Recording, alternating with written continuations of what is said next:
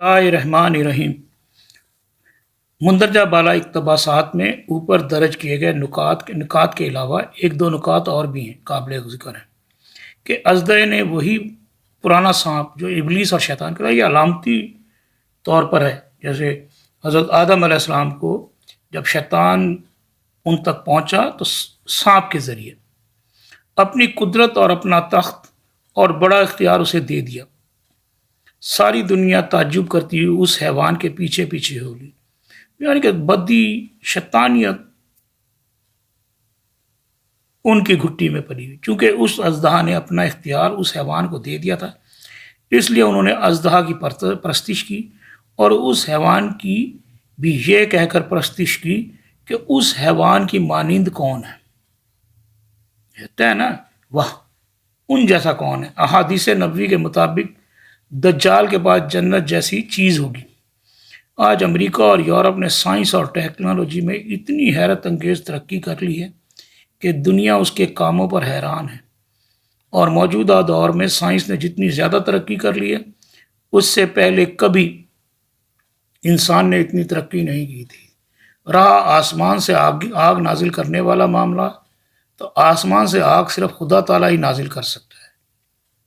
جادو کے زور پر آسمان سے آگ نازل نہیں کی جا سکتی، کیونکہ اجرام فلکی پر جادو کا اثر نہیں ہو سکتا۔ جب حضور صلی اللہ علیہ وآلہ وسلم نے نبوت کا دعویٰ کیا تو کافر آپ صلی اللہ علیہ وآلہ وسلم کو نعوذ باللہ جھوٹا ثابت کرنا چاہتے تھے۔ ایک ایسے شخص کو جس نے زندگی بھر کبھی جھوٹ نہیں بولا، اسے جھوٹا ثابت کرنے میں لگے ہوئے تھے، لیکن انہیں کوئی معقول جواز نہیں مل رہا تھا اور ان کی ہر کوشش ناکام ہو رہی تھی، کیونکہ حضور صلی اللہ علیہ وآلہ وسلم مختلف معجزوں سے بھی اپنی نبوت کو ثابت کر رہے تھے، لیکن کافر خاص طور پر ابو جہل حضور صلی اللہ علیہ وآلہ وسلم کے ان معجزوں کو جادو کہتا تھا، اور نعوذ باللہ حضور صلی اللہ علیہ وآلہ وسلم کو ساحر اور جادوگر کہتا تھا، بلکہ اور لوگ بھی،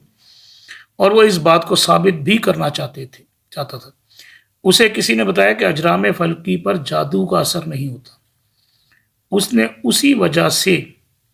حضور صلی اللہ علیہ وآلہ وسلم سے چاند کو شک کرنے کا مطالبہ کیا، اور چونکہ حضور صلی اللہ علیہ وآلہ وسلم سچے نبی تھے اور اللہ تعالیٰ نے انہیں معجزے عطا کیے تھے، اس لیے انہوں نے شق القمر کا معجزہ دکھا کر یہ ثابت کر دیا کہ وہ ساحر یا جادوگر نہیں ہے، وہ اللہ کی حکمت سے ہوا، بلکہ سچے نبی ہیں۔ اس کا مطلب ہے کہ جادو کے عمل سے آسمان سے آگ نازل نہیں کی جا سکتی۔ ہاں البتہ کسی سائنسی عمل سے ایسا ممکن ہو سکتا ہے، اور اگر غور کیا جائے تو موجودہ دور میں جہازوں سے جو بمباری کی جاتی ہے اور مسلسل بمباری کی جاتی ہے، جنگ کے دوران کسی ملک پر جو میزائل پھینکے جاتے ہیں، اسے آسمان سے نازل ہونے والی آگ سے تشبیہ دیا جا سکتا ہے، یا جیسے ہیروشیما اور ناگاساکی پر جو ایٹم بم گرائے گئے وہ بھی آسمان سے آگ ہی نازل ہونے کے مترادف ہے، کیونکہ جس علاقے پر ایٹم بم گرائے جاتے ہیں اس جگہ کا درجہ حرارت بہت زیادہ بڑھ جاتا ہے، اور ناگاساکی اور ہیروشیما پر جو بم گرائے گئے ان کے نتیجے میں اس علاقے میں لوہے تک کی چیزیں پگھل گئیں، پتھر کے مجسموں تک پر اس کا اثر ہوا، انسان ویپرز بن کے اڑ گئے۔ اتنی ہیٹ جن لوگوں نے امریکہ کے عراق پر حملے کی خبروں کی ویڈیوز ٹی وی پر دیکھی، انہیں یاد ہوگا کہ جہازوں کی بمباری اور میزائلوں کی بوچھاڑ سے تقریباً ایسا ہی محسوس ہو رہا تھا کہ جیسے آسمان سے آگ برس رہی ہو۔ یہ تھی دجال کی دوزخ، جو اس میں نہیں گئے وہ جنت میں چلے گئے، اور موجودہ دور میں اتنی شدید بمباری اب تک صرف امریکہ اور اس کے اتحادیوں نے ہی کی ہے کہ جسے دیکھ کر ایسا لگتا ہے کہ جیسے آسمان سے آگ برس رہی ہو۔ اسی طرح سے امریکہ نے جب افغانستان پر حملہ کیا تو اس وقت تک بھی اسی طرح کی بمبارمنٹ کی۔ تورا بورا پر تو اتنی زیادہ بمباری کی کہ اسے کارپیٹڈ بمباری کا نام دیا جاتا ہے، کہ مسلسل بم گرائے گئے، کچھ بھی نہیں ہوا۔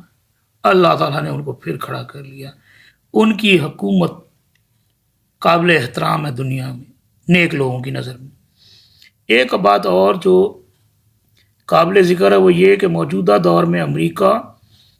روس اور یورپین ممالک نے اتنی زیادہ ترقی کر لی ہے کہ آج دنیا ان کے کاموں پر حیران ہے۔ وہ کسی بھی ملک کا معاشی بائیکاٹ کر دیتے ہیں، لوگ ڈر کے پیچھے لگ جاتے ہیں، اور جس ملک پر چاہتے ہیں حملہ آور ہو کر اس پر بموں اور راکٹوں اور میزائلوں کی بارش کر دیتے ہیں۔ دنیا میں کسی بھی ملک میں اتنی ہمت نہیں ہے کہ ان کا مقابلہ کر سکے۔ الٹا جس ملک پر حملہ ہوتا ہے، دنیا کے نام نہاد دانشور اس ملک کی خامیاں تلاش کرتے ہیں کہ نہیں اس نے ایسا کیوں کیا۔ ایسا اسی طرح جب عراق پر حملہ ہوا تو بڑے بڑے، ہر عالم کو تو نہیں کہیں گے، کچھ علماء کرام کہہ رہے تھے جی صدام نے غلطی کی۔ اچھا اس نے غلطی کی، جو لاکھوں لوگ مر گئے اور جن لوگوں نے کیمیائی ہتھیاروں کا بہانہ بنا کر حملہ کیا ان کو کوئی سزا دی؟ ان دانشوروں سے ان کے اختیار ہی نہیں تھا، تو پھر بولنا نہیں چاہیے، جتنا اختیار ہو اتنا بولو۔ اس ملک کی خامیاں تلاش کرتے ہیں، اور بجائے اس کے کہ امریکہ کی مذمت کی جائے، بلکہ جس ملک پر حملہ ہوتا ہے اس ملک کے حکمرانوں اور امریکہ کے خلاف مدافعت کرنے والوں کو برا بھلا کہا جاتا ہے۔ جس وقت عراق نے کویت پر حملہ کیا تھا تو دنیا کے تمام ممالک بشمول مسلمان ممالک عراق کو برا بھلا کہہ رہے تھے۔ کئی مسلمان علماء کرام اور مفکر ٹی وی پر تبصرہ کرتے وقت عراق کو برا بھلا کہہ رہے تھے، میں نے خود سنا ہے۔ میں نام بھی بتا دوں گا انشاءاللہ تعالی اگر ضرورت پڑی تو۔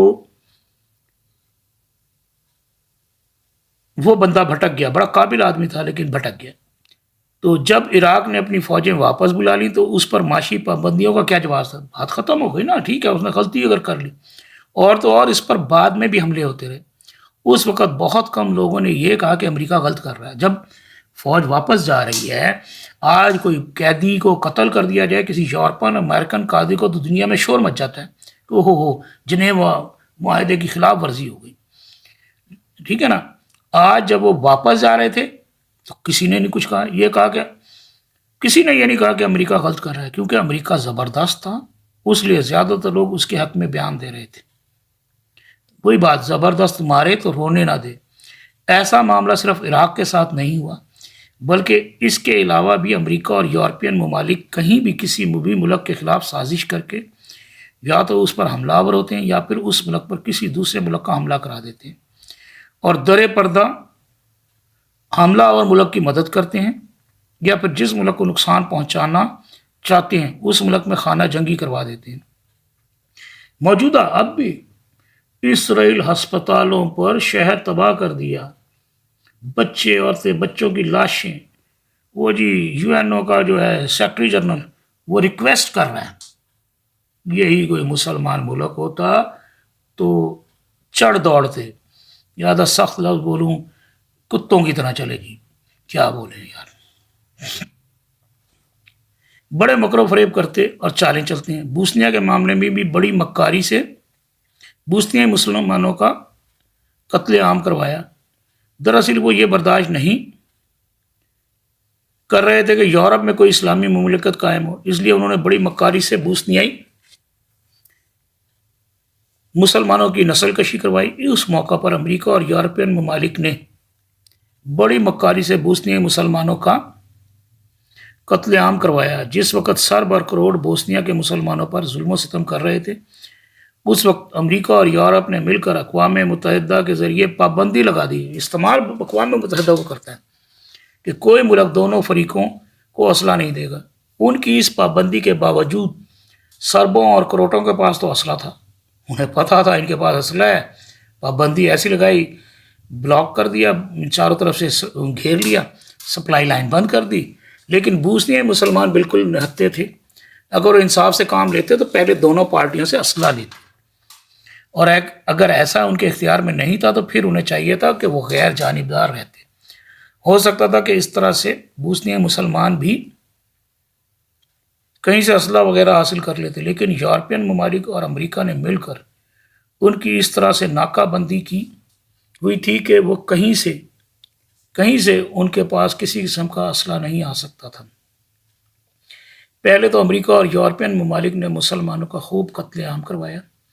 اور جب انہوں نے یہ اندازہ کر لیا کہ اب بوسنیائی مسلمانوں کی طاقت ختم ہو گئی ہے اور اب آئندہ سے وہ یورپین نظام کے محکوم بن کر رہیں گے، ان کا ایمانی جذبہ سرد پڑ گیا جو بچے، تو پھر دنیا کی نظر میں اچھا بننے کے لیے اقوام متحدہ کے ذریعے دنیا کو دکھانے کے لیے مکر و فریب دجل سے